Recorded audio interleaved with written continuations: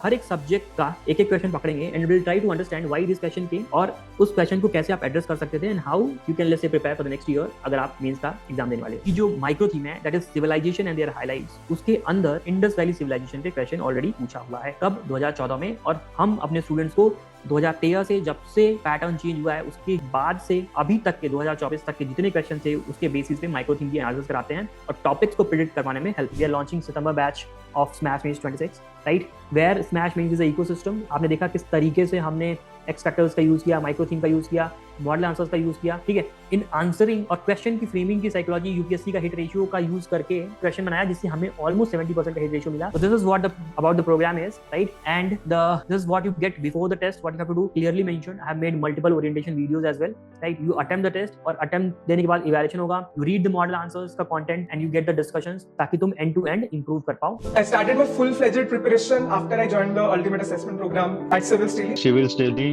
Civils Daily. Civils Daily. There is a 12-month strategy which I have done on Civils Daily platform only. I reached out to the Civils Daily team. Civils Daily. Current affairs में Civils Daily. Civils Daily. Civils Daily. With Civils Daily. Civils Daily. Civils Daily. Civils Daily. A mentorship program of Civils Daily, and that did help me a lot. GS paper 1 के questions को decode करेंगे। Will try to find कि ये particular question अगर UPSC ने पूछा तो क्यों पूछा, what was the intent behind it, और वो आप कैसे उस चीज को पकड़ सकते हो सो दैट आप अपनी प्रिपरेशन को उन चीजों पे बेस करके 2026 में मेंस के एग्जाम में बेटर परफॉर्म कर पाओ, right. So this would be the objective of this webinar, right. Now it is really important for you to decode these papers. Why? Because इनकी एनालिसिस के बेसिस पे ही आप अपनी ट्रेजेक्टरी डिसाइड करते हो नेक्स्ट ईयर की, right. So it is that important and you should be very attentive in this particular session. Now, before I go for the 2025 mains paper, एक बार बहुत ही ब्रीफ में क्या डिफरेंस था 2024 और 2025 के जीएस पेपर 1 में, उसको समझ लेते हैं। There will be very brief difference हम डिस्कस करेंगे and then will quickly switch to the question, right. Okay, somebody has said do share the pdf, it's not clear. Okay, जो मैंने डाला हुआ है बहुत छोटा है. Now this would be clear, right? And I would also, let's say, zoom in and out so that it is clearly visible to everybody, right? So now let's just see आपके screen पे ये paper जो यहाँ पे है वो 2024 का है, ये जो पेपर है यहाँ पे ये 2025 का है, ठीक है। Now I would say there were more surprise element in the paper of 2024 than the paper of this year, that is 2025. पिछले साल आप देखोगे पेपर में बहुत सारे ऐसे टर्म्स थे जो कि एस्पिरेंट्स को पेन दे सकते हैं डिकोड करने में लिमिटेड टाइम में एग्जाम के अंदर। फॉर एग्जांपल आप देखोगे तो demographic winter, right, twister, right, aurora australis and borealis, right, all these 3 questions they actually हमारे ऐसे बहुत सारे स्टूडेंट्स हैं जो कि इसका रॉन्ग इंटरप्रिटेशन करके आ, राइट। नाउ हर साल यूपीएससी ऐसा करती है, बट इस साल अगर आप देखोगे ना 2025 के पेपर में there was no such terms जिससे आपको इंटरप्रिटेशन में दिक्कत आ जाए, राइट।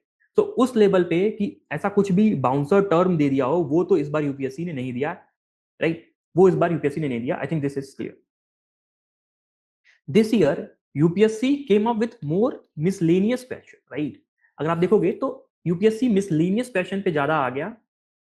मतलब क्या कि आपको टर्न तो ऐसा दिखेगा बहुत ही फेमिलियर, बट जब आप उसका आंसर करने जाओगे demand that would be very difficult for you to address, right.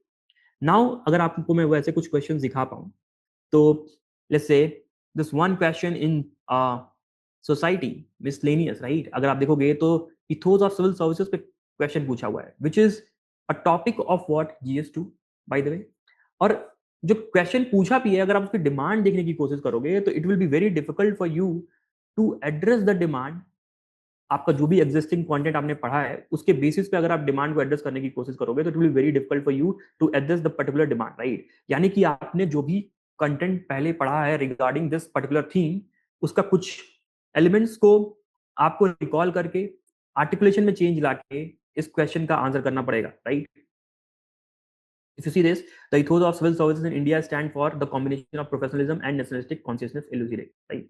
सो आपको क्या करना पड़ेगा, GS2 और GS4 का कंटेंट लेके इस GS1 के क्वेश्चन को आंसर करना पड़ेगा, right?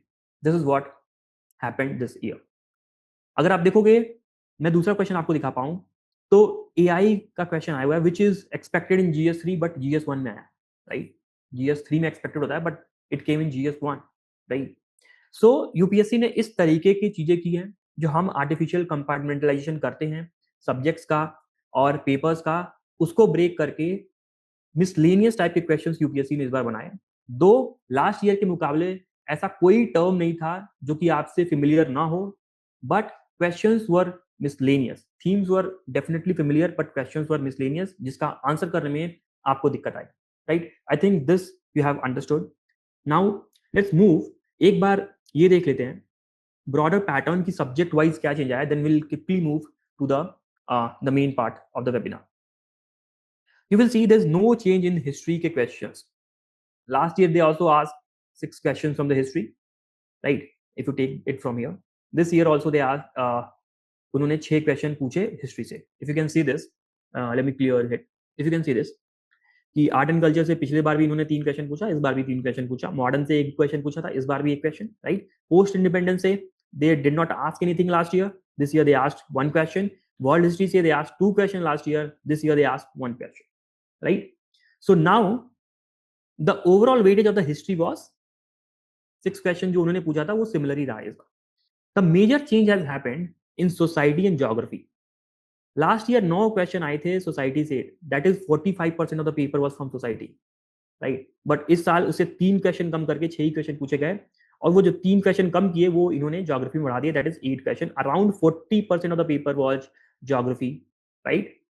Around 40% of the paper was geography and the rest 60% में से 30% paper was from the history and 30% paper was from the society this time, right? So the major change has happened society और geography के weightage में. And marks का जो भी difference है वो यहाँ पे डाला हुआ स्लाइड में. व्हेन यू विल स्लाइड हम आपके साथ शेयर कर देंगे, you will be able to see this from that, right?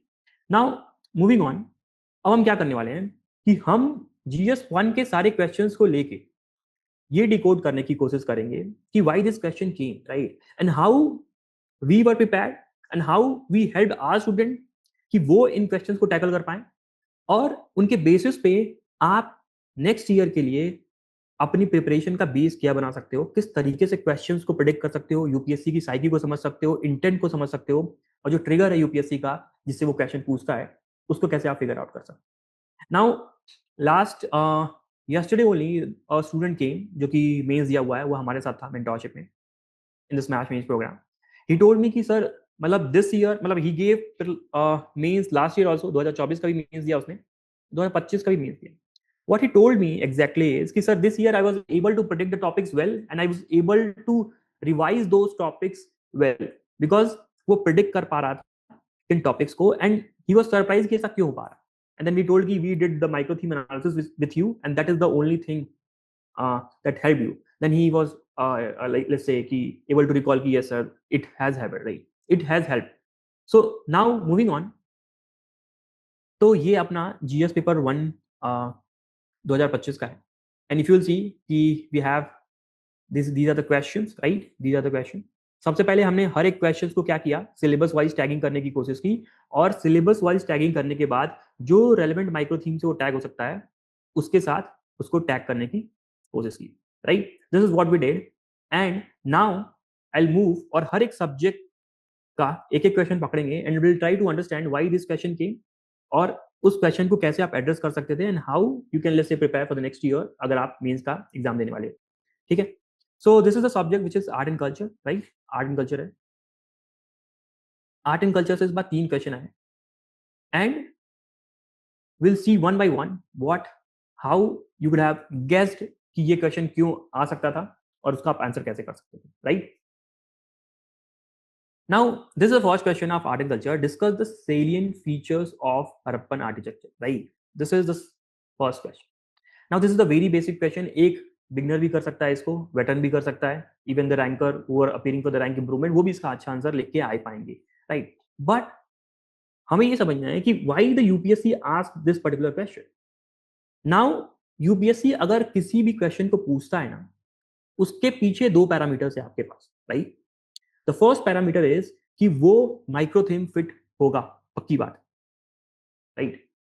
Now अगर आप देखोगे तो यूपीएससी ने कि जो माइक्रो थीम है that is civilization and their highlights, उसके अंदर इंडस वैली सिविलाइजेशन पे क्वेश्चन ऑलरेडी पूछा हुआ है। कब? 2014 में। और हम अपने स्टूडेंट्स को 2013 से जब से पैटर्न चेंज हुआ है उसके बाद से अभी तक के 2024 तक के जितने क्वेश्चन थे उसके बेसिस पे माइक्रो थीम की एनालिसिस कराते हैं और टॉपिक्स को प्रिडिक्ट करवाने में हेल्प कराते हैं, right? This is what we do. Now there this micro theme जिसके अंदर ऑलरेडी क्वेश्चन आया है एंड वी नो कि अगर कोई भी टॉपिक माइक्रो थीम के अंदर है ना, उसकी रिपीट होने की probability is much higher. So for that you have to prepare, right? You have to prepare, you can not leave that particular topic. Now this is one thing. अब आप ये पूछ सकते हो कि सर इंडस वैली भी है, let's say the other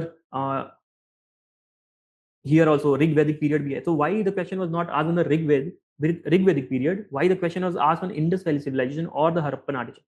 Right? Now you have to understand the first parameter is what? The micro theme fit, and the second parameter is what? The news fit. You have to understand कि जो Harappan architecture है, it was constantly in the news for the various reasons, right? For example, there was some excavations happened in Rakhigari, right? तो that is the first thing, right? But ये क्या इतना बड़ा parameter, इतना बड़ा confirmation है कि हड़प्पा पे क्वेश्चन आ जाए, right? The second most important event that happened is कि Harappa civilization completed 100 years of discovery, right? Harappa civilization को डिस्कवर कब किया गया था? 1924, ठीक है? एंड नाउ 2024 में 100 years कंप्लीट होते हैं। So that's become what? A significant news, जिसकी वजह से इस पर्टिकुलर टॉपिक का आने का चांसेस बढ़ जाता है। One more important thing that happened was, अगर आप देखोगे, the Tamil Nadu minister, chief minister, in the let's say around March only, right? March 2025 में ही the Tamil Nadu के जो chief minister हैं, he announced कि he will be giving $1 million to the person or the organization who will decipher the Indus Valley civilization का language, right? And that's a big claim by your minister, right? That's a big claim. Now why did that happen? अगर आप इसको जरा समझने की कोशिश करोगे तो ऐसा क्यों हुआ? Because there was some, let's say, excavations जहां पे ये पता चला कि जो तमिल कल्चर है ना, that is as old as what? The northwestern culture of Indus Valley civilization, right? और now this thing, because अभी तक हम क्या समझते हैं कि we understand कि okay, Indus Valley civilization is the most advanced civilization, but now what happened is in some kind of excavation that happened in the southern India, वहां पे ये मिला कि the culture of the Tamil culture is as old as what? The northwestern culture, right?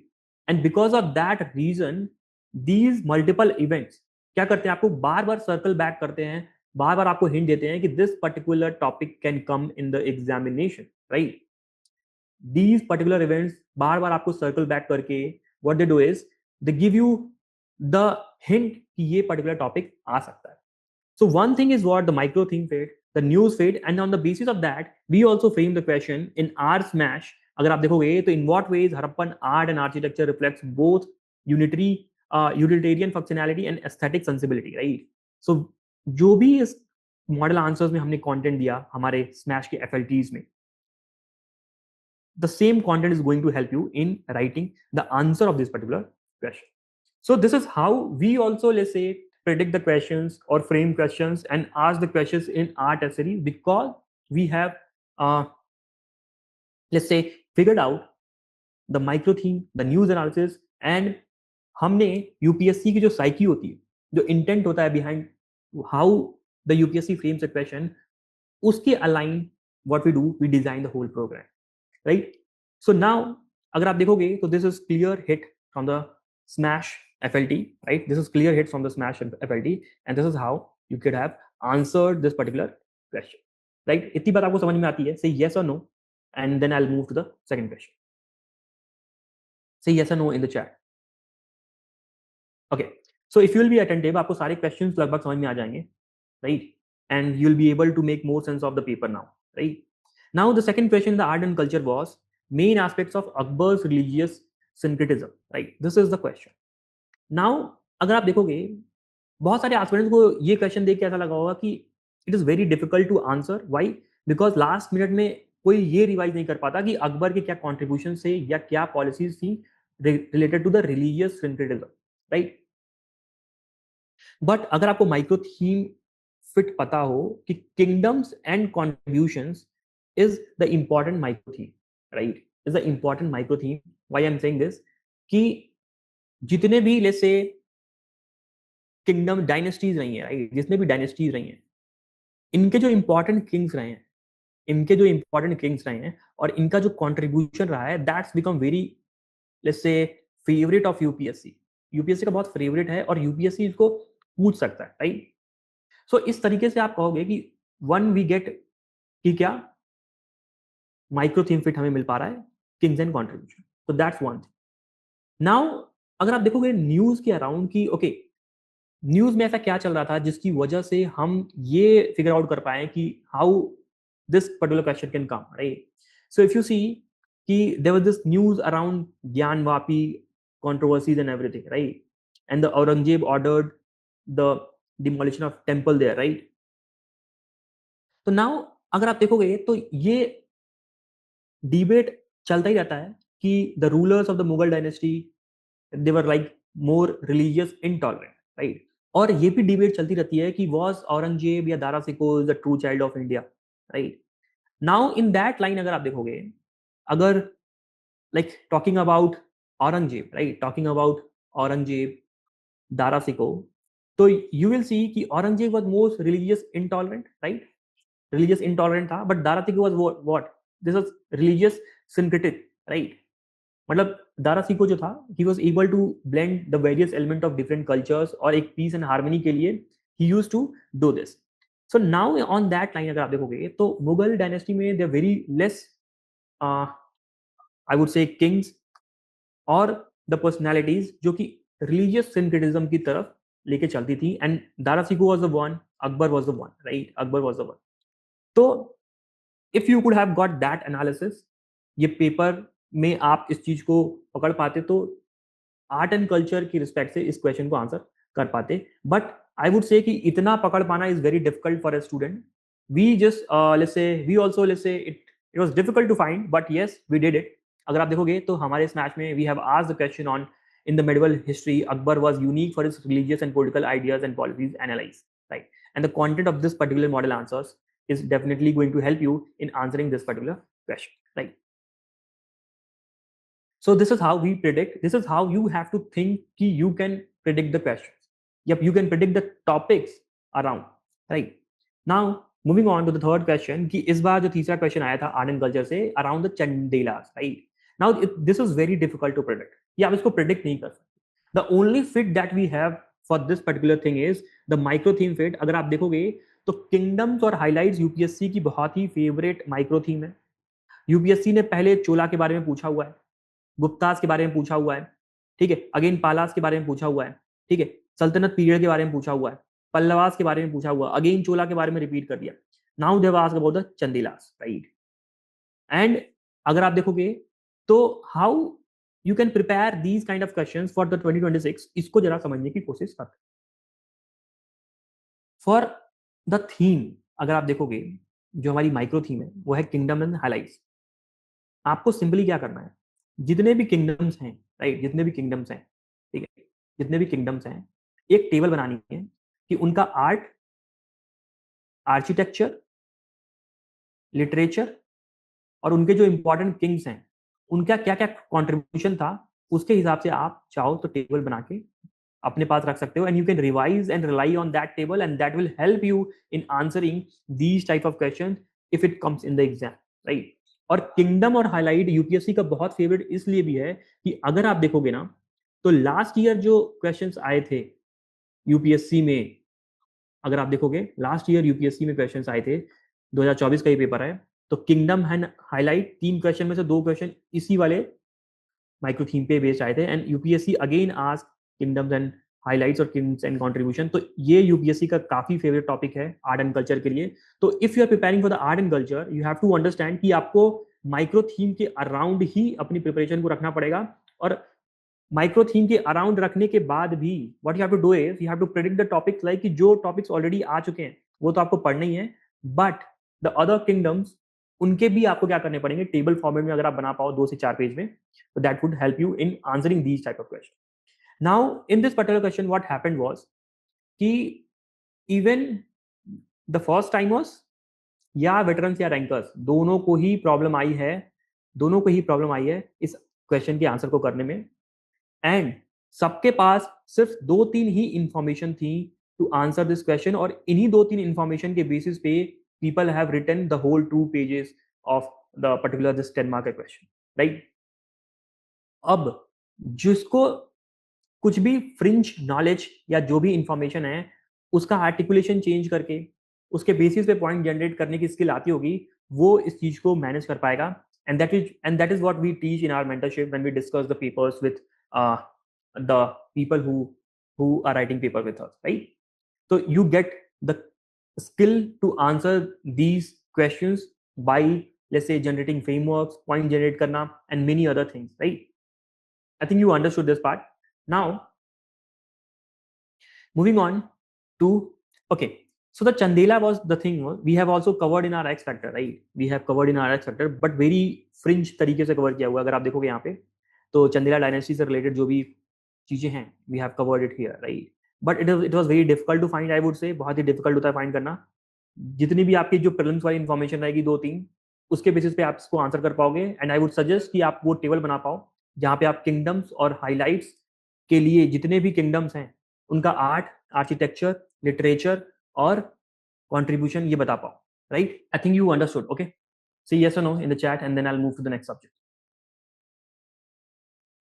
Say yes or no in the chat. Hello everyone. समझ में आ रहा है आपको? Deepika is saying yes. Only the same people are answering, right? Om Bhai is saying, Om Bhai is the name, right? Monica is saying yes. Okay. Okay. So let's move on. And now अगर आप देखोगे तो modern history का जो weightage है ना कम होता जा रहा है। And modern history has been reduced to 1 question. पिछले साल भी 1 क्वेश्चन आया और इस साल भी 1 क्वेश्चन आया। And the question was on personality based, right? That is Mahatma Jyotirao Phule. Or this question was under the micro theme of socio-religious reform. Now let's understand why the UPSC asked the question about it, right? Now अगर आपको पता हो तो महात्मा ज्योतिराव फुले का 200th birthday celebration होने वाला है। That's the one information, right? That's the one information. But ऐसे बहुत सारे लोग हैं जिनका 150, 10th, 28th, 50th बर्थडे होता रहेगा। क्या हम सबको प्रिपेयर करते रहेंगे? It will be very difficult, right? It will be very difficult to prepare everything जिसका 10 year, 5 year, 15 year, 50वां साल, 150वां साल हो रहा है, right? You have to understand कि the Maharashtra Assembly unanimously passed a resolution जहां पे महात्मा ज्योतिराव फुले एंड सावित्रीबाई फुले को भारत रत्न देने की बात चली पोस्टह्यूमसली, राइट? मरण उपरांत जिसको बोलते हैं उसने। So that was one of the news again. अगर आप देखोगे तो there's a local body election has to happen here in the Maharashtra, right? And PM का भी reference आया from the Red Fort कि regarding the Jyotirao Phule, right? So all these events what happened, they again circle you back कि आपका ये personality पे question आ सकता है, राइट? ज्योतिराव फुले पे क्वेश्चन आ सकता है। और यूपीएससी को अगर इस पे क्वेश्चन पूछना है, दिस पर्सनैलिटी पे क्वेश्चन पूछना है, तो वो 2 ही जगह पूछ सकता है। पहला मॉडर्न हिस्ट्री के अंदर सोशियो रिलीजियस रिफॉर्म में, दूसरा वो एथिक्स के अंदर पूछ सकता है कि teachings of Jyotirao Phule and how it is relevant in present day context. ये 2 ही जगह पूछ सकता है। सो अगर आपने ये चीज फिगर आउट कर ली होती तो this question was predictable, right? Understood? Yes और no? Now unfortunately we did not had any question like this in our, let's say, test series, but yes हमारे X Factor में इससे रिगार्डिंग हमने information definitely students को provide की थी, right? So this was not a hit for us. तो अगर आप देखोगे तो जो 3 क्वेश्चन आपके आर्ट एंड कल्चर में आए थे उसमें से 2 तो हमारे स्मैश से हिट हो रहे थे, एक हमारे स्मैश से हिट नहीं हो रहा था। अगेन मॉडर्न हिस्ट्री में आप देखोगे तो there is no clear hit, right? Modern history से हमारा क्लियर हिट नहीं हुआ, but yes world history and the post independence there is a clear hit, right? तो लेट्स सी कि मॉडर्न हिस्ट्री से एक ही क्वेश्चन आया. Now let's move to the world history. The world history से एक क्वेश्चन आया हुआ है, the French revolution has enduring relevance to the contemporary world, explain, right? So this is the question and the micro theme is what? American and French revolution, जिस पे UPSC ने कई बार पहले भी क्वेश्चन पूछा हुआ है. सो अगर मैं देखूं ये क्वेश्चन जो आया है, राइट, इसका सिर्फ मुझे एक ही फिट मिलता है, what? American and French revolution, जिस पे यूपीएससी ने पहले भी यहाँ पे क्वेश्चन पूछा हुआ है, कब? 2019 में, राइट? सो अगर माइक्रो थीम के अंदर क्वेश्चन पूछा हुआ है तो मेरे लिए वो टॉपिक तो प्रिपेयर करना इंपॉर्टेंट हो ही जाता है. एंड आई वुड से कि world history is let's say the most neglected part between prelims and mains, जहाँ पे बच्चे प्रिपेयर करते हैं, नहीं कर पाते, रिवीजन नहीं कर पाते. And my last suggestion was to them is कि जो भी क्वेश्चंस आए हुए ना प्रीवियस ईयर क्वेश्चन में, पिछले 12 सालों में या 13 सालों में अगर आप देखोगे तो वर्ल्ड हिस्ट्री से सिर्फ और सिर्फ 10 या 11 क्वेश्चंस आए हुए. And my simple reference was, my simple recommendation was to them was कि आप बस PYQs करके चले जाओ, you will be able to manage the questions of world history in the real examination. And that has what has happened, right? This is what has happened. तो इसका अगर आप करंट अफेयर से रेलेवेंस निकालने की कोशिश करो तो उतना आप डिराइव डेफिनेटली नहीं कर पाओगे. It is a more static topic जो कि PYQs का फेवरेट है और माइक्रो थीम के अंदर बार बार रिपीट होता है, राइट? तो this is how you could have predicted कि अगर आपने माइक्रो थीम ढंग से एनालिसिस की होती और उसके टॉपिक को कई बार पढ़ा होता तो आप इस क्वेश्चन को कर पाते. नाउ वन मोर थिंग कि अगर आप देखोगे कि फ्रेंच रिवॉल्यूशन का जो आइडिया था लिबर्टी, इक्वालिटी, फ्रेटर्निटी का, right, the world is moving towards authoritarianism, right, जहां पे डेमोक्रेसी का जो प्रिंसिपल्स है वो डाइल्यूट होता जा रहा है और बाकी सारी अथॉरिटेरियनिज्म वाली जो चीजें हैं वो ऊपर जा रही हैं. So on that way also अगर आप इस चीज को पकड़ पाते कि फ्रेंच रिवॉल्यूशन की जो आइडियाज हैं दैट कुड बी रेलिवेंट, और इसीलिए ये क्वेश्चन आई थिंक बनाया भी गया है मे बी, और ये माइक्रो थीम फिट में यहाँ पे बैठा. And we also have got this particular thing right. हमने भी सिमिलर क्वेश्चन पूछ लिया था कि analyse the enlightenment ideas in shaping the course of French revolution and American revolution. हमने दोनों पे पूछ लिया, but the content with respect to this particular aspect is definitely going to help you in answering this particular question, right? For the content part, we'll have a different session with Subham sir. He'll be discussing the content and everything with you, right? And that will be a part of Smash Conclave, which you can join from 9 September, right? Okay. So apart from this, एक ही question रहा. Now let's move to the post independence. Post independence से भी आप देखोगे, there's only one question. There's only one question from the post independence, and this question was from the micro theme of consolidation after independence, right? Now अगर आप देखोगे तो ये जो क्वेश्चन है, राइट, कि पोस्ट इंडिपेंडेंस के बाद क्या चैलेंजेस आए कंसोलिडेशन में, this is the question. And UPSC has asked this particular question before as well कि अगर आप देखोगे तो यहाँ पे यूपीएससी ने क्या पूछा हुआ है 2021 में, क्या कि assess the main administrative issues and socio-cultural problems in the integration of Indian princely states. क्या एडमिनिस्ट्रेटिव इश्यूज थे और सोशो कल्चरल प्रॉब्लम्स थे. और यहाँ पे जो यूपीएससी में क्वेश्चन आया हुआ है, यहाँ पे अगर आप देखोगे तो ये जो सोशो कल्चरल और पॉलिटिकल एडमिनिस्ट्रेटिव इश्यूज हैं उन्हीं के डायमेंशंस को बस ये ब्रॉडन कर दिया. अगर आप देखोगे तो polity, economy, education, international relation, इन सारे डायमेंशंस में इसने तोड़ दिया है और क्वेश्चन को फ्रेम कर, right? So this is nothing but the repetition of the static topic only. अगर आप इसको देख पा रहे हो ऐसे तो. Now अगर आपको पता हो कि the prominent figure during the time of independence and post independence consolidation के लिए जो prominent figure थे that was सरदार वल्लभ भाई पटेल. और if you can track the news you will find कि उनका 150th birthday है in 2025, right, this year. Now अगर आप देखोगे समवन जो कि जिसका कंट्रीब्यूशन बहुत इंपॉर्टेंट रहा है during the let's say independence के आफ्टर इंडिपेंडेंस कंसोलिडेशन में, and also he is I would से the favourite of the ruling party, and so his birthday will be what a national thing, right? और उस पे UPSC question ना पूछे ऐसा हो नहीं सकता. That is what we figured out, और हमने इसीलिए अपनी टेस्ट सीरीज में व्हाट क्या पूछा था, सरदार वल्लभ भाई पटेल का कंट्रीब्यूशन पूछा था, क्या प्रिंसली स्टेट्स में, और foundation of a strong administrative framework, right. So we ask this, but UPSC ने इसको पर्सनालिटी बेस्ड क्वेश्चन न बना के यूपीएससी ने इसको एक नॉर्मल क्वेश्चन बनाया, राइट, एक ब्रॉडर क्वेश्चन बनाया, right. So, but the content from here would definitely will help you in answering this particular question. ठीक है, तो इस तरीके से what we gauged, and this is also a hit, I would say, कि इसका contribution, for example, कि अगर आप देखोगे जो भी प्रिंसली स्टेट्स के इश्यूज थे, that are more political, right, administrative जो भी इश्यूज थे, again here they have asked only, ठीक है। अगर आप देखोगे पॉलिटी पूछा ही हुआ है, एडमिनिस्ट्रेटिव उन्होंने पूछा ही हुआ है, और यहाँ से अगर आप पीवाईक्यूज देखोगे ना, सोशो कल्चरल प्रॉब्लम्स, तो यहाँ से आप सोशो कल्चरल में इकोनॉमी एजुकेशन की बात कर सकते हैं। The only one dimension that they asked different was the international relation, right, the only dimension they are. So I would say this was a partial hit from our test series, but अगर आपने PYQs लगा रखे हैं और test series हमारी लगाई होती तो this you could have answered it very well, right. Now अगर आप देखोगे इंटरनेशनल रिलेशंस की भी बात करें ना, तो ये भी बहुत कोई बड़ी चीज नहीं है। Non alignment movement at that time, like after the independence, या जो भी वॉर था with Pakistan at that time was a concern. So 2-3 points आपको इजीली मिल जाएंगे इंटरनेशनल रिलेशन से and how we manage that, right. So this was not let's say very difficult questions to write, but yes, अगर आप देखो तो predict करने के लिए the micro theme fit and the news fit, जहाँ पे the contribution of Sardar Vallabh भाई Patel was immense. We asked the question on this particular line, but the UPSC did not prefer to ask the question on personality based. Rather, वो broad question बना के इसको पूछ लिया, right?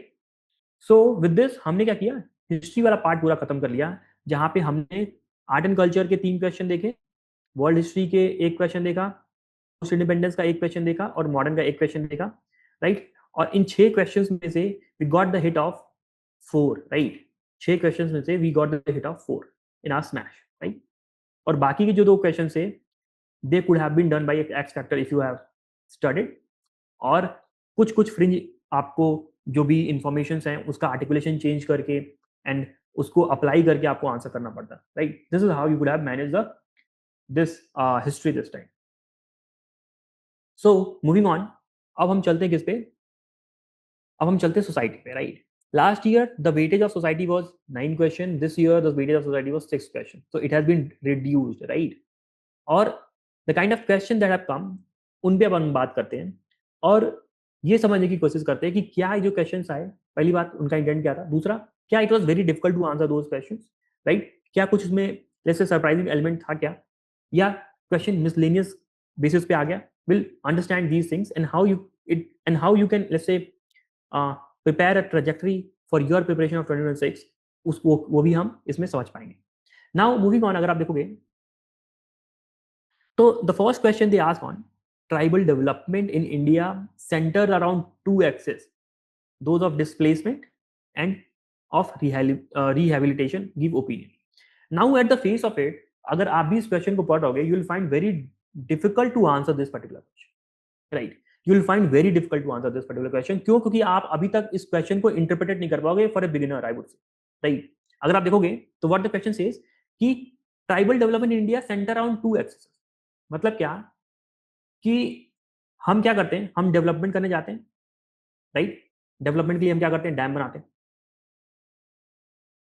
हैं, राइट। हम roads बनाते हैं प्रोटेक्टेड एरिया से। तो ये सारी चीजों से क्या होता है, कि हमारे ट्राइबल्स जो होते हैं वो डिस्प्लेस होते हैं, और जब वो डिस्प्लेस होते हैं तो उनको रिहेबिलिटेट करने के लिए हम लैंड दे देते हैं, कंपनसेशन दे देते हैं, लिवलीहुड दे देते हैं। तो क्या पूरा का पूरा ट्राइबल डेवलपमेंट इन्हीं 2 एक्सेस के अराउंड रिवॉल्व कर रहा है कि डिस्प्लेसमेंट कर दो पहले फिर रिहेबिलिटेट कर दो? तो क्या ऐसा हो रहा है, या इसके अलावा भी कुछ लेट्स से हम कर रहे हैं for the tribal development, right. So this is the question. पहली बात तो it is very difficult to interpret, right. अगर इंटरप्रेट आपने कर लिया तो this question is more about tribal empowerment, right. It's more about tribal empowerment कि क्या हम इन दोनों एक्सेस के अराउंड ही घूम रहे हैं। तो yes, you have to give the evidence, but हम इसके बियॉन्ड भी जा चुके हैं। फॉर एग्जाम्पल हम ट्राइबल का जैसे एजुकेशन हेल्थ की बात कर रहे हैं, right. We are also talking about what tribal का पॉलिटिकल रिप्रेजेंटेशन की हम बात कर रहे हैं, उनको इकोनॉमी में कैसे हम इंटीग्रेट कर सकते हैं, उनके प्रोडक्ट्स को कैसे सेल कर सकते हैं, मार्केट के साथ कैसे इंटीग्रेट कर सकते हैं, वो भी बात कर रहे हैं। उनके राइट्स की बात कर रहे हैं, राइट बेस्ड अप्रोच की बात कर रहे हैं, right. So all these things are also going on. So पहली बात तो ये तो क्वेश्चन का इंटरप्रिटेशन हुआ, राइट। एंड अगर आप देखोगे तो tribal is a very famous, I would से वेरी फेवरेट ऑफ यूपीएससी। पहली बात क्यों कि पहली बात तो ये वनरेबल है, दूसरी बात कॉन्स्टिट्यूशनल मैंडेट भी है, ठीक है। ये दो रीजन की वजह से यूपीएससी का फेवरेट हो जाता है, and that is why UPSC के माइक्रो थीम में आगे फिट भी बैठता है, ठीक है।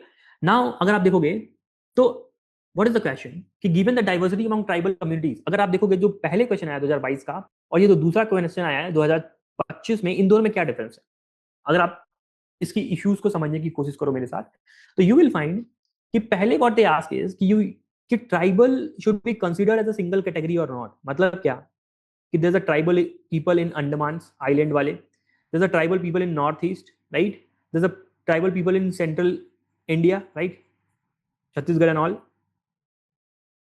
तो क्वेश्चन पूछ रहा है कि क्या हम ट्राइबल को अलग अलग करके इनकी प्रॉब्लम्स को सल्टाएं या ट्राइबल को एज अ होमोजीनियस ग्रुप देखा जाए, सिंगल कैटेगरी देखें, right. So this was the question. Now the question is more specific. UPSC more specific हो गया कि अब हम यहाँ क्या कर रहे हैं, कुछ डेवलपमेंट कर रहे हैं जिसकी वजह से डिस्प्लेसमेंट हो रहा है और हम रिहेबिलिट कर दे रहे हैं। तो क्या यही ट्राइबल डेवलपमेंट है?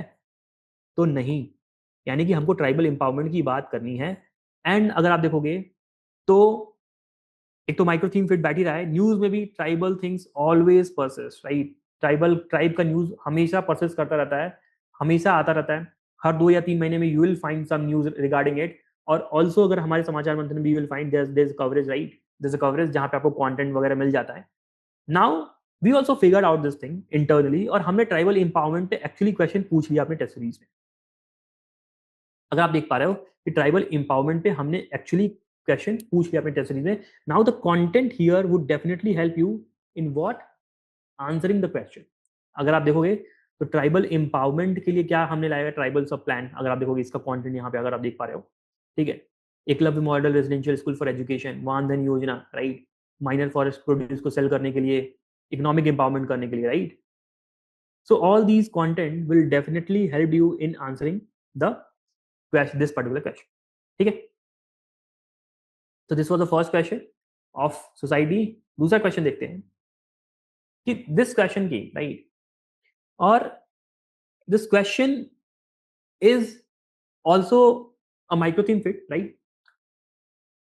देयर इज अ मोर, अगर आप देखोगे कि there is a more emphasis on sustainable development, right, throughout the news, throughout let's say any diplomacy में, अगर आप देखोगे इंटरनेशनल रिलेशंस में देखोगे, या रिन्यूएबल एनर्जी की तरफ आप जाओगे, तो the lot of things happening around the sustainable development and sustainable growth, right. So any time that we do development या ग्रोथ, हम जब भी करते हैं ना, डेवलपमेंट हम कर रहे हैं या हम ग्रोथ कर रहे हैं, तो definitely it helps to a larger section of society, ठीक है, हेल्प करता है। बट डेवलपमेंट का कुछ लेटेंट फंक्शन भी होता है। मतलब क्या कि डेवलपमेंट तो हम कर रहे हैं, बट बहुत सारे लोगों को क्या हो रहा है, उससे घाटा हो जा रहा है, उससे लॉस हो जा रहा है। फॉर एग्जाम्पल, आपने डेवलपमेंट किया, आपने डैम बना दिया, it will help, right, but tribals are getting displaced, right. So question क्या पूछ रहा है कि achieving sustainable growth with emphasis on environmental protection that will come in conflict with the poor people's need in the country, comment, this is the question। मतलब क्या कि अगर आप इन्वायरमेंट को प्रोटेक्ट कर रहे हो सस्टेनेबल ग्रोथ के लिए, तो उससे क्या होगा, कॉन्फ्लिक्ट में आ जाओगे पुअर पीपल नीड के लिए।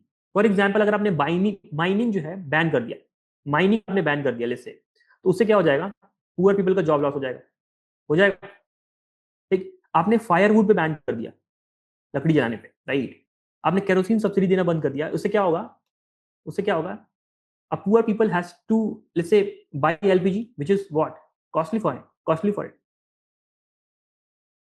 So the question is what, कि सस्टेनेबल ग्रोथ पे अगर हम इन्वायरमेंटल प्रोटेक्शन कर रहे हैं सस्टेनेबल ग्रोथ के लिए, तो that will come in conflict with what, the poor people's need, right. और अगर आप देखोगे तो there is a micro theme जहां पे डेवलपमेंट एंड रिलेटेड इश्यूज वो सोसाइटी के अंदर यूपीएससी का फेवरेट है वो पूछता ही पूछता है, राइट। फॉर एग्जाम्पल अगर आप देखोगे तो यहाँ पे क्या पूछा हुआ है कि socio economic issues of development बता दो। अगर आप देखो 2024 में लास्ट ईयर भी क्वेश्चन क्या था कि socio economic issues of development बता दो, ठीक है, और किस तरीके से कोलैबोरेट करना चाहिए गवर्नमेंट को, एनजीओ को, प्राइवेट सेक्टर को, ताकि इसको प्रोडक्टिव बना सके। So this is the question. Now development, कोई भी आप डेवलपमेंट कर रहे हो, whether let's say environmental development या let's say urban development, so that will come into conflict with the poor people, right? And on the basis of that also, एक तो ये भाई बात। दूसरा अगर आप देखोगे तो दिस ऑलवेज सस्टेनेबल डेवलपमेंट पे this always news, this always news, environmental protection पे, सस्टेनेबल डेवलपमेंट पे every let's say 2 months 3 months आपको कुछ ना कुछ न्यूज मिल जाएगी। So news will not help you that much to predict, but yes, this analysis of theme will help you in predicting the question. For example, we predicted that way only। अगर आप देखोगे तो हमारे smash FLT9 में यहाँ पूछा हुआ है कि discuss how poverty act as both driver and consequences of environmental decline. मतलब क्या, पॉवर्टी होने की वजह से इन्वायरमेंटल डिक्लाइन होता है, like poor people what they will let's say cut the woods and burn it for the fuel, so that will the environmental decline, but environmental decline की वजह से what poverty भी हो रही है, right? poverty भी हो रही है। so poverty cross environmental protection and decline से हमने question already पूछा, right? theme की analysis करके, और similar content will help you in addressing this particular question of UPS, right? this particular question of UPS, okay? So now we'll move to the third question. Divka is saying yes. Well, there are around 60 people here, and let's say only few people are, let's say, messaging या chat पे दे रहे हैं. Okay. Okay. Do share the PDF. PDF तुमको share हो जाएगी, but yes, पहले ये देखो कि तुमको समझ में आ रहा है या नहीं. Okay. समझ में आ रहा है आप लोगों को?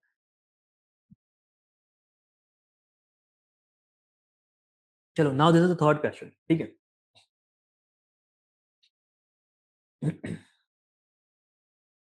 Sir, but sir, can I how pre and mains predict? मतलब सर समझ आ रहा है कि पीडीएफ की जरूरत नहीं मुझे. Om, if you can share the recording of this session, this recording will be uploaded on the internet. ठीक है. Now let's move quickly. ठीक है. Now this is the third question कि smart city in India, I think a decade has been completed for the smart city mission, right?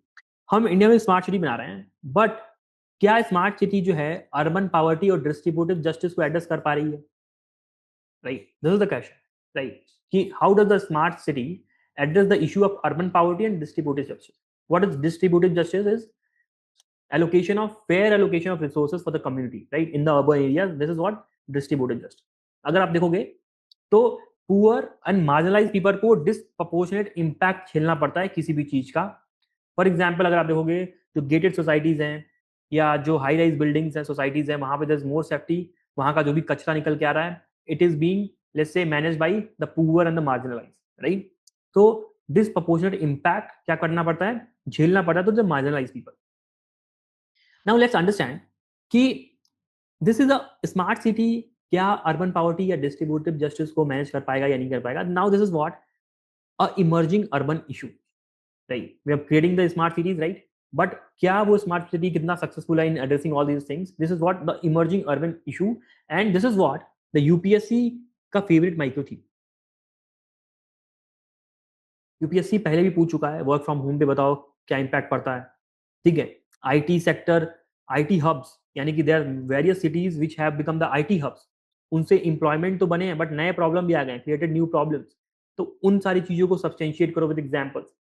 So now you understand कि ये जो particular emerging urban issues हैं, this is what the favourite micro theme of UPSC. और आप देखोगे smart city mission को भी कितने साल हो गए, 10 years हो गए, and this was widely covered in the news, right? Now on the basis of that, this particular question was formed.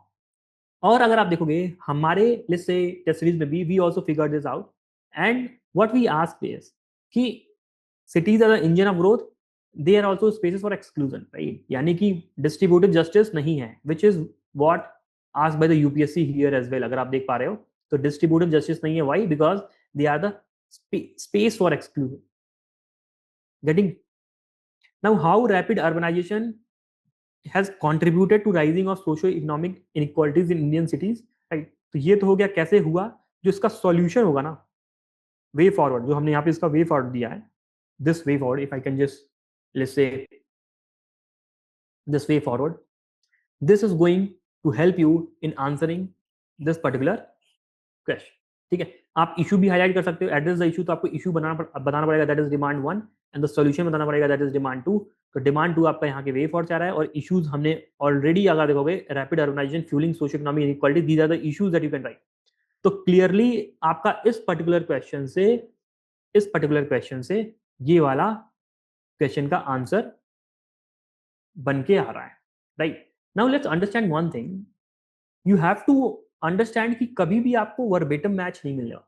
मतलब एग्जैक्ट जो क्वेश्चन हमने बनाया वो यूपीएससी में आ जाए, ऐसा नहीं होने वाला. ऐसा बहुत लकीली हो सकता है, हमारे साथ हुआ भी है. For example questions like Akbar वाला क्वेश्चन डायरेक्ट आ गया. फॉर एग्जाम्पल अगर आप देखोगे महावीरा वाला क्वेश्चन GS4 का आ गया. लाइक जुडिशियल रिव्यू वाला क्वेश्चन GS2 का आ गया. Judicial independence and judicial accountability वाला क्वेश्चन आ गया. वर्बेटम मैच क्वेश्चंस कुछ ही मिलेंगे आपको कि एग्जैक्ट मैच हो जाए.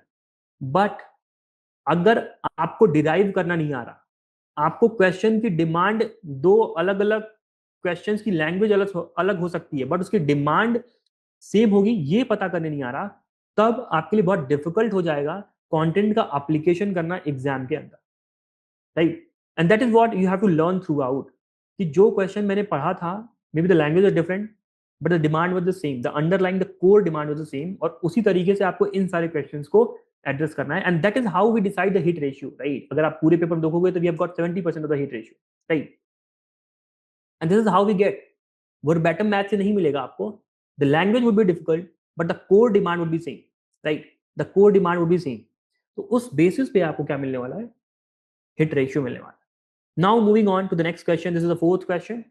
अगर आप देखोगे globalisation, the question is, do you think that globalization results in only an aggressive consumer culture? Do you think that globalization results in only an aggressive consumer culture? Now this question is more about what, कि globalisation की जो theme है ना, micro theme, उस पे question ही आया हुआ है. और globalisation is a very favourite topic of UPSC. हर साल ग्लोबलाइजेशन से एक क्वेश्चन आना ही आना होता है, ठीक है.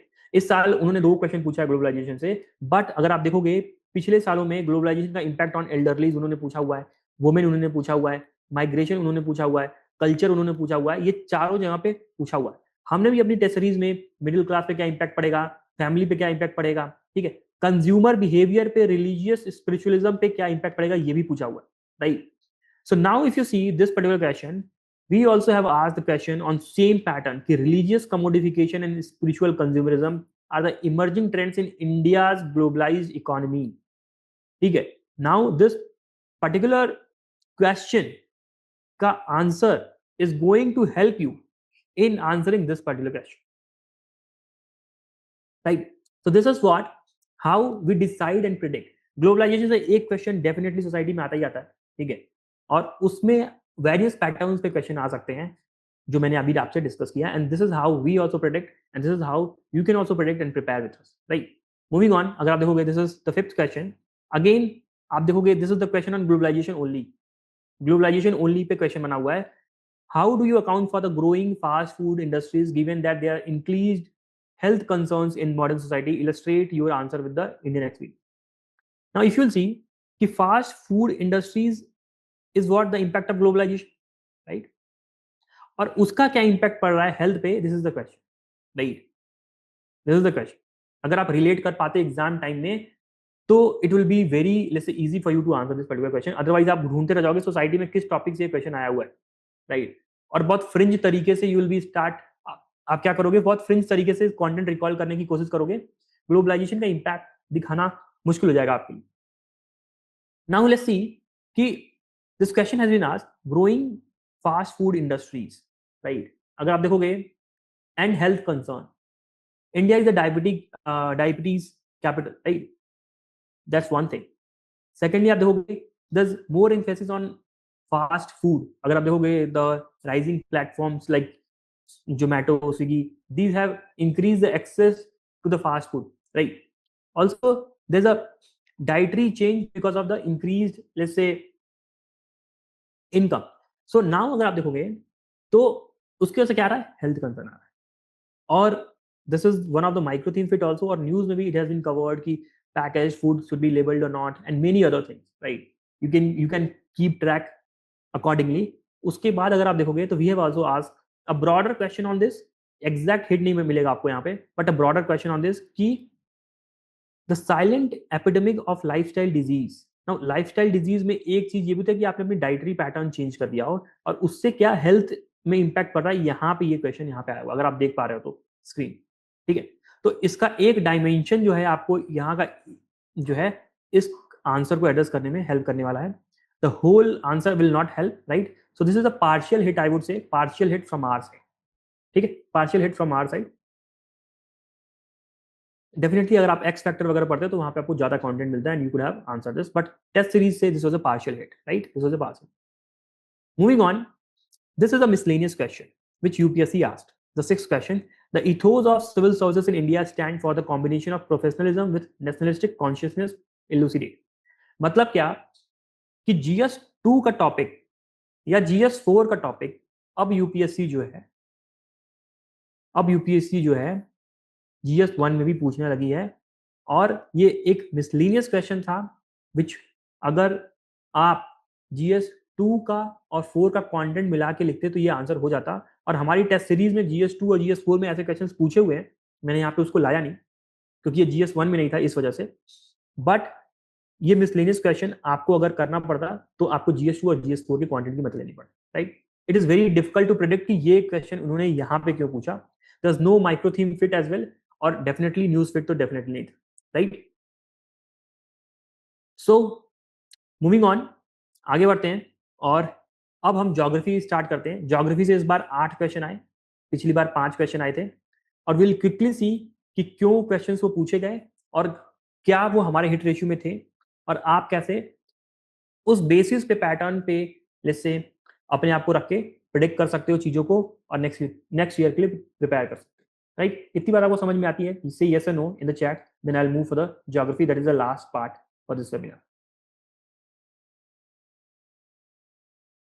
Okay, so basically what I'm trying to teach you here is कि आपको ये समझना पड़ेगा कि जो भी क्वेश्चंस हम पूछ रहे हैं, there's an intent behind it. We also figure out, we also do the analysis in the back end, right? हम भी back end में analysis करते हैं. Now, one more thing that you have to understand is कि जो questions हम frame कर रहे हैं, the core demand is the same. और जो यूपीएससी जो पूछ रही है उसका भी लैंग्वेज चेंज हो सकता है, but the core demand will be the same. और वो अगर आप मैप कर पा रहे हो इन the real time of the examination, right, rather than आप ये सोचो कि वर्बैटम क्यों नहीं मिल रहा मुझे, एकदम एग्जैक्ट वर्डिंग क्यों नहीं मिल रही, देन अगर आप ये पकड़ पा रहे हो, क्वेश्चन की डिमांड को पकड़ पा रहे हो ना, then it will help you in answering the means let's say question this year, right? Okay, so Ganga has raised the hand to ask some question. Ganga, I will definitely take your question after the webinar, right? So moving on. Now let's start with the geography. There are 8 questions. We'll do it very quickly, right? Now let's say this is the first question. किस पे आया है? Solar energy के ecological and economical benefit पे. I think this is very basic question, by the way, basic question. और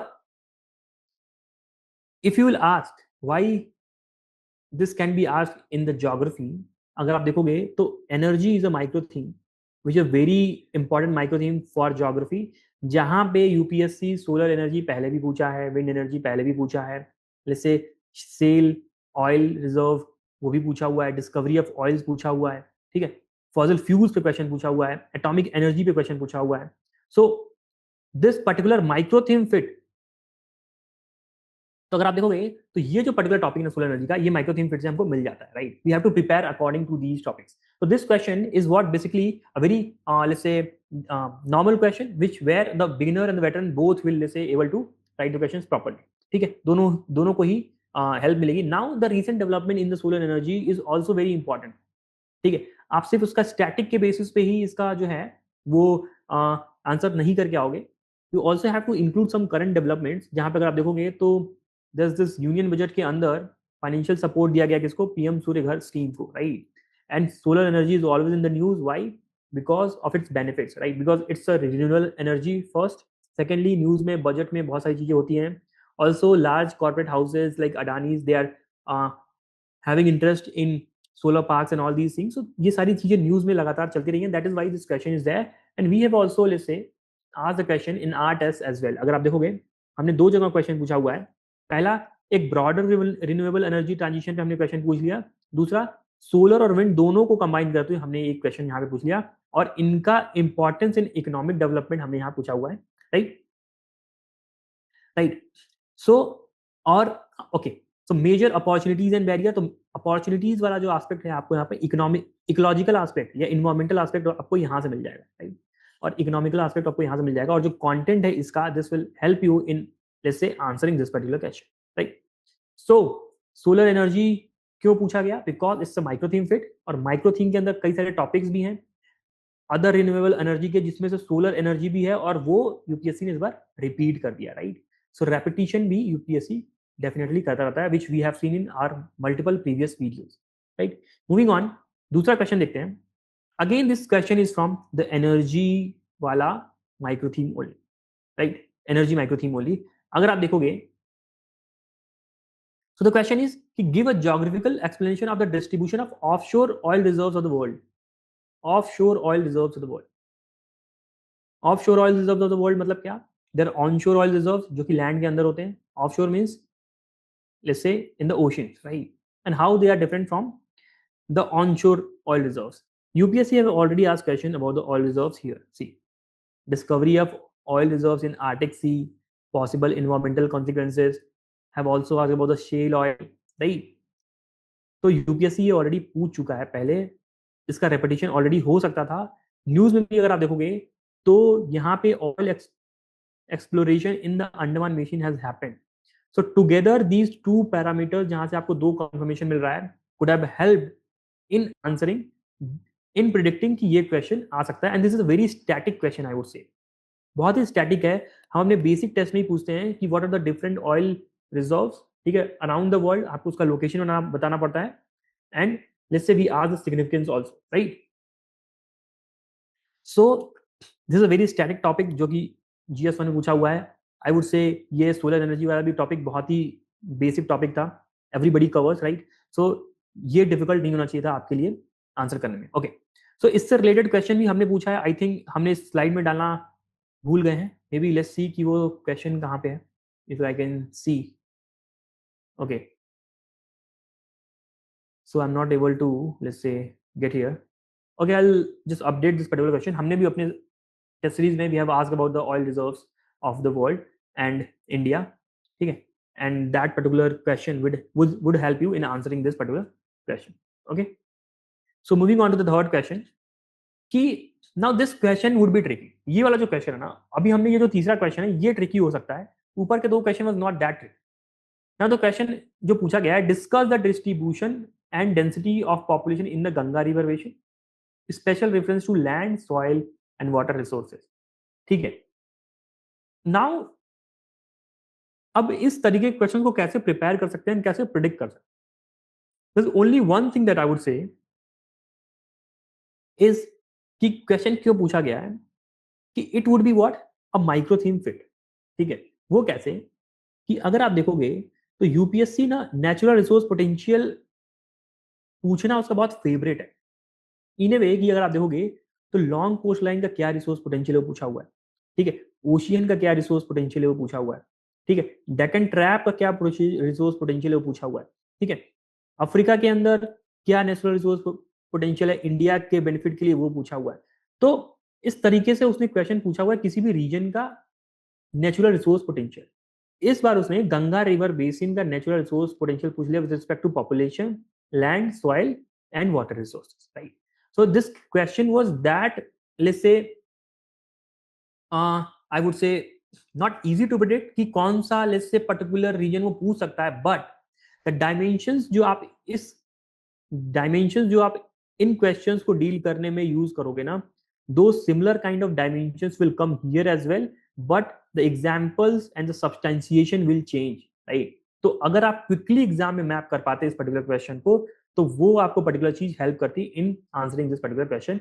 also Ganga river is always in the news because of one और the other reason. अगर आप देखोगे कुंभ के time पे, संगम के around, this the water quality issue.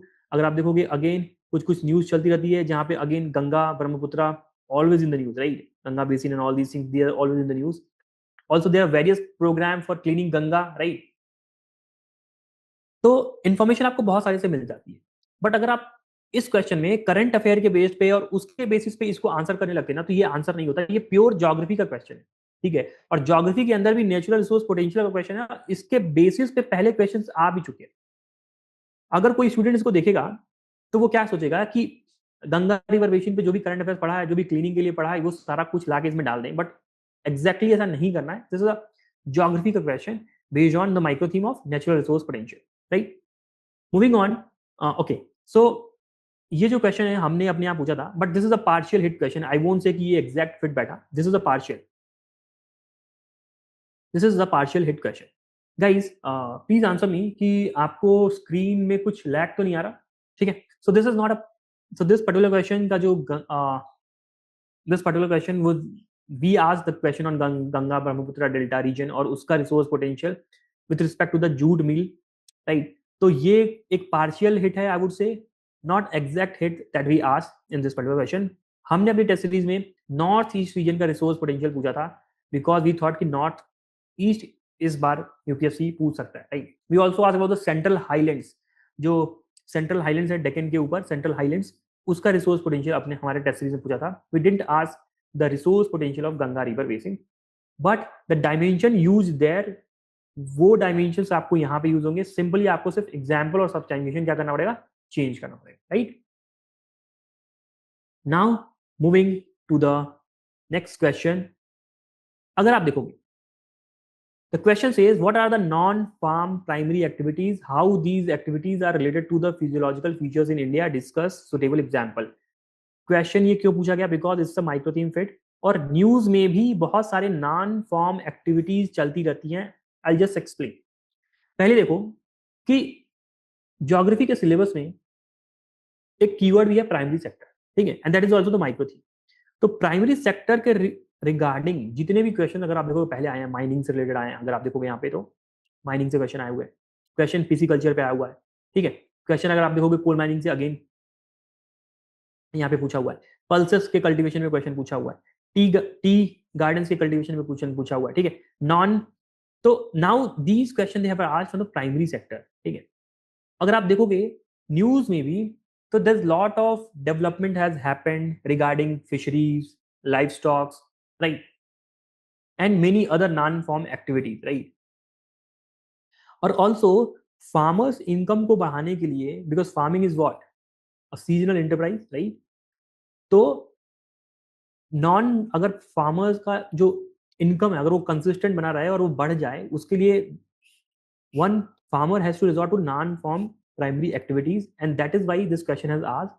हमने भी क्वेश्चन अपने टेस्ट सीरीज में पूछा हुआ है अकॉर्डिंग टू लिस्ट. अगर आप देखोगे मात्स्य संपदा योजना regarding fishery sector, life stock sector और लार्जेस्ट मिल्क प्रोड्यूसर यानी कि डेयरी सेक्टर पे हमने क्वेश्चन पूछा हुआ है. सो नाउ यहाँ पे नॉन फॉर्म प्राइमरी एक्टिविटीज पूछी गई हैं. यहाँ पे एक जो क्वेश्चन है, इन तीनों क्वेश्चन के जो मॉडल आंसर्स होंगे ना, उनसे, उनके कंटेंट से आप इजिली इस वाले पर्टिकुलर क्वेश्चन को सॉल्व कर सकते थे. और माइक्रो थीम कहां से ये फिट बैठ रहा है, प्राइमरी सेक्टर से, ये आप रिलेट कर सकते थे. तो ये क्वेश्चन एग्जाम के अंदर एड्रेस करना बहुत डिफिकल्ट नहीं होता आपके लिए, right. Now moving on.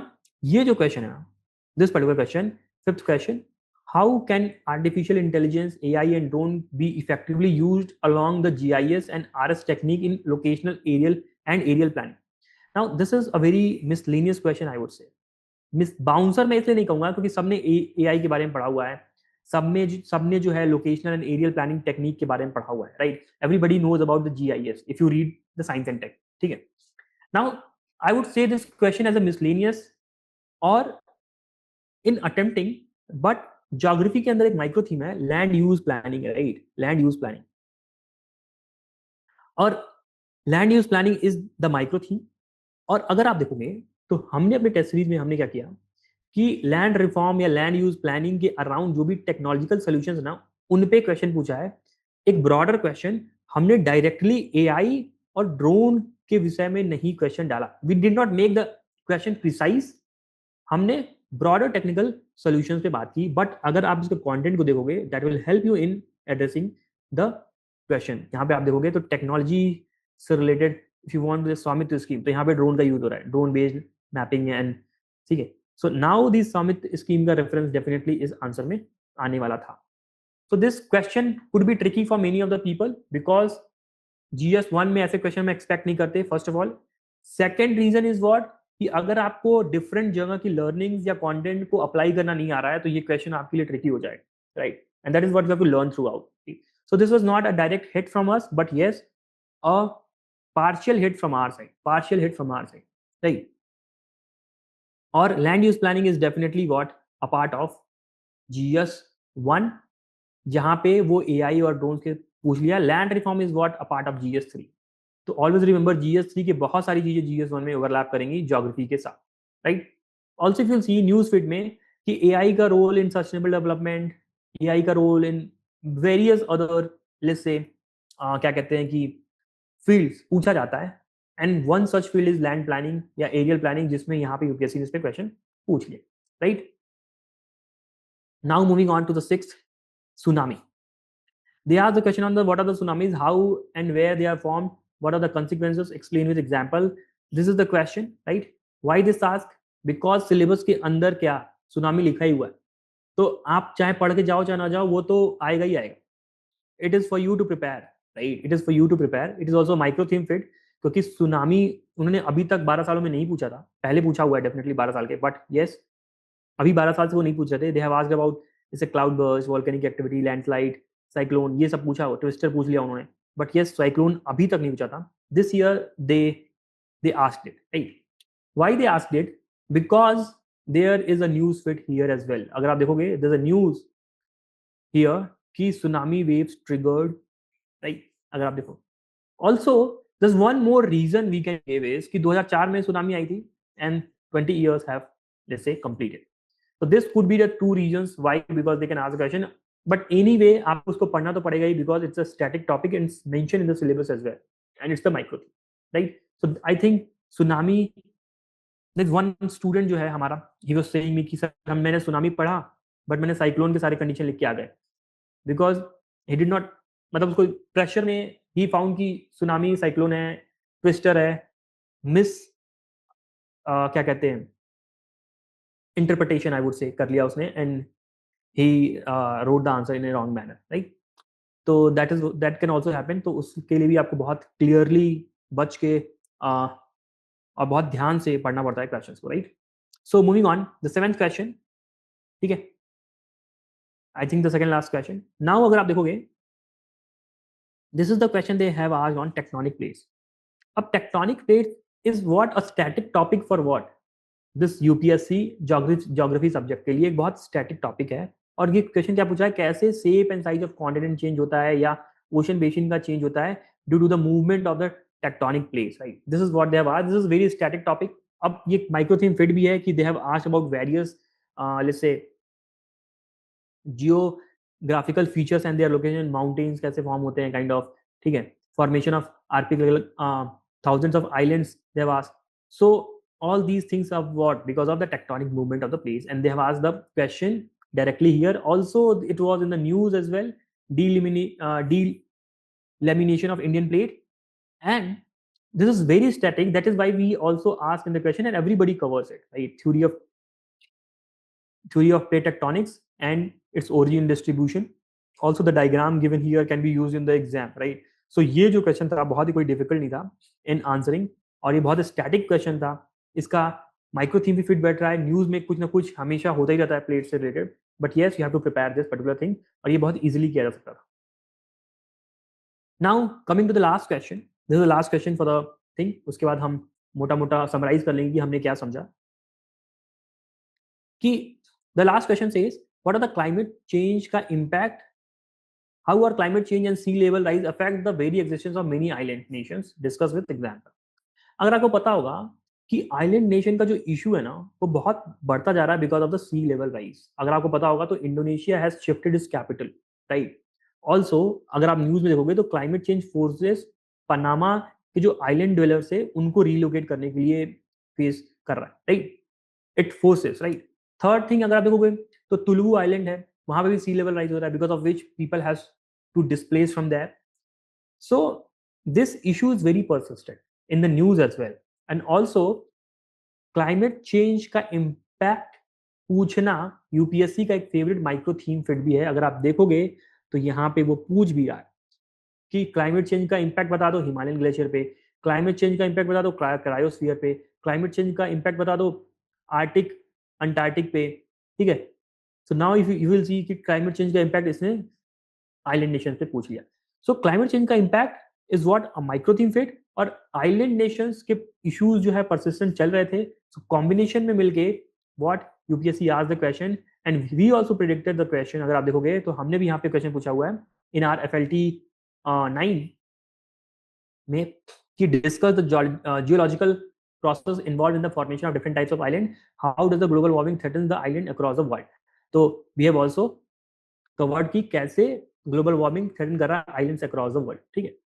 So we तो इसका जो कंटेंट है would have been easily used in answering this particular question, ठीक है। सो विद दिस हमने क्या किया कि लगभग सारे क्वेश्चंस जो भी आए थे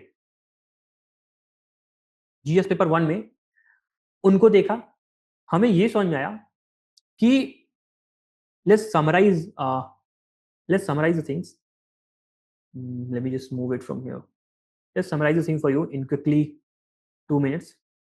So हमको ये समझ में आया कि हिस्ट्री में first there is a micro theme, right. और माइक्रो थीम और हिस्ट्री के टॉपिक्स बहुत हैं, पर्सनैलिटीज बहुत हैं, ठीक है।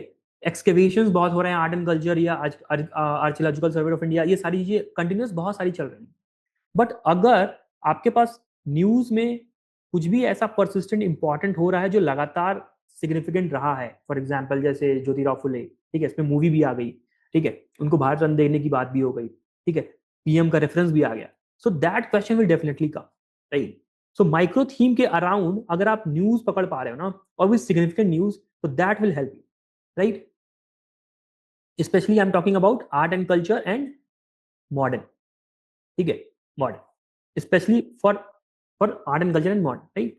दूसरा अगर आप देखोगे तो पोस्ट इंडिपेंडेंस और जो वर्ल्ड हिस्ट्री है दे आर मोस्टली स्टैटिक। अगर आप देखोगे इस बार पूरा स्टैटिक आया। अगर आप पीवाईक्यूज माइक्रो थीम के बेसिस पे रहते हैं तो you would have answered the question, ठीक है। तो ये इट इज प्योरली स्टैटिक, यानी कि यहाँ पे आपको माइक्रो थीम ही हेल्प कर रही है, ठीक है। आपको क्या कर रही है, माइक्रो थीम ही हेल्प कर रही है, ठीक है। Now coming to the society, अगर आप देखोगे तो सोसाइटी से 6 क्वेश्चन आए जिसमें से यूपीएससी का एक ट्रेंड है कि वो ग्लोबलाइजेशन पे क्वेश्चन पूछेगा ही, ठीक है, इमर्जिंग अर्बन इशू पे क्वेश्चन पूछेगा ही, डेवलपमेंटल इशू पे पूछेगा ही, ट्राइबल डेवलपमेंट या डाइवर्सिटी एंड प्लूरलिज्म पे क्वेश्चन पूछेगा ही। तो इन सारे टॉपिक्स पे तो वो क्वेश्चन पूछेगा ही पूछेगा। बट इनके अराउंड आप कितने डेप्थ में जा सकते हो प्रिपरेशन करने में, ठीक है, कि ग्लोबलाइजेशन का इम्पैक्ट कंज्यूमर कल्चर पे पूछ लिया, फास्ट फूड इंडस्ट्रीज और उस पर हेल्थ के इम्पैक्ट पे पूछ लिया, ठीक है, इमर्जिंग अर्बन इशू में कैसे स्मार्ट सिटी पे पूछ लिया, और how it is helping in let's say addressing the issue of distributive justice, ठीक है। इस तरीके से क्वेश्चन पूछ लिया। यानी कि आपको सबसे पहले तो माइक्रो थीम पहचाननी पड़ेगी और उनके अराउंड अगेन जो न्यूज चल रही हैं, उनके अराउंड जो इश्यूज चल रहे हैं थ्रू आउट, वो पकड़ने पड़ेंगे।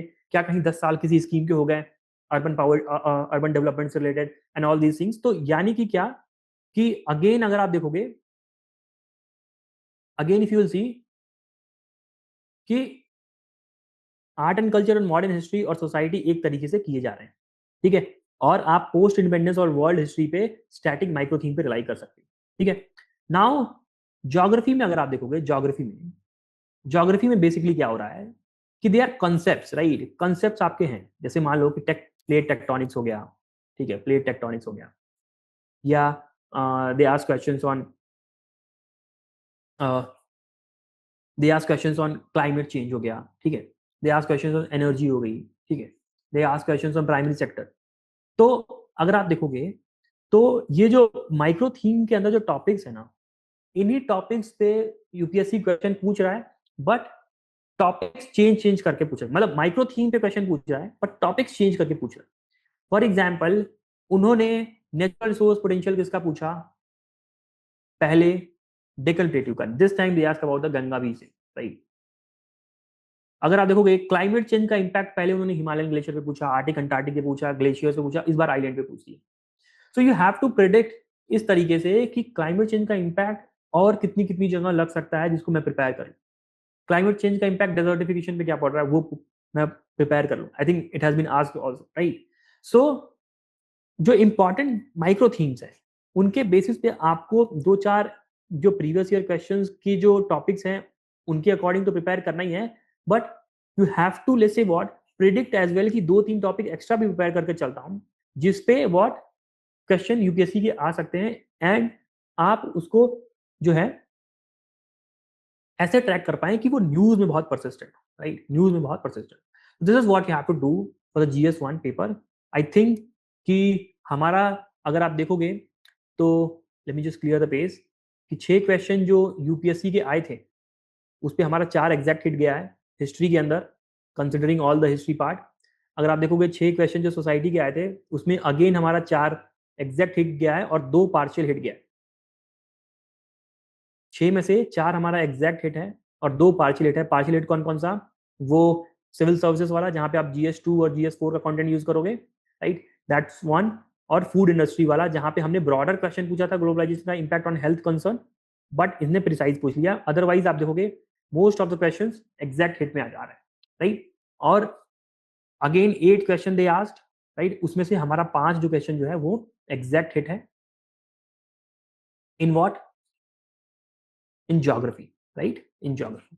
सो अगर आप देखोगे 4 + 4 + 5, ठीक है, कितना होता है 13, और 2 पार्शियल क्वेश्चन को भी अगर आप लो तो अराउंड 14 क्वेश्चंस अगर आप देख पाओ तो we got 70% of hit ratio from smash, right.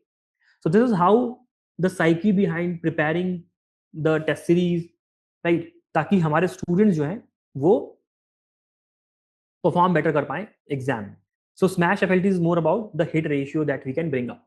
Moving on, with this also, I'm launching our Smash Means का the 20s Smash Means 26 का September batch, right? We are launching September batch of Smash Means 26, right? Where Smash Means is a ecosystem. आपने देखा किस तरीके से हमने X factors का use किया, माइक्रो थीम का यूज किया, मॉडल आंसर्स का यूज किया, ठीक है। इन आंसरिंग और क्वेश्चन की फ्रेमिंग की साइकोलॉजी यूपीएससी का हिट रेशियो का यूज करके क्वेश्चन बनाया जिससे हमें ऑलमोस्ट 70% का हिट रेशियो मिला। बाकी के जो क्वेश्चंस हैं उनको भी आप कैसे डिराइव कर सकते हो, आंसर राइटिंग की टेक्निक क्या है आपकी, उस पर भी डिपेंड करता है, and that you learn with the mentorship with us, right. So this is what the about the program is, right? And this is what you get before the test. What you have to do, clearly mentioned. I have made multiple orientation videos as well, right? You attempt the test और attempt देने के बाद evaluation होगा. You read the model answers का content and you get the discussions ताकि तुम end to end improve कर पाओ. And this particular, let's say, program is going to be started from the 7th September, right? That is from Monday, from Sunday, right? Sunday is going to be the first paper, right? So this is it from my side.